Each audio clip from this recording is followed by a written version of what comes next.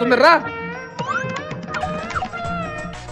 పెండమా పెట్టేసి జాలే గాని పనికి టైం అయితే తొందర నాడు వచ్చేస్తున్నానయ్యా.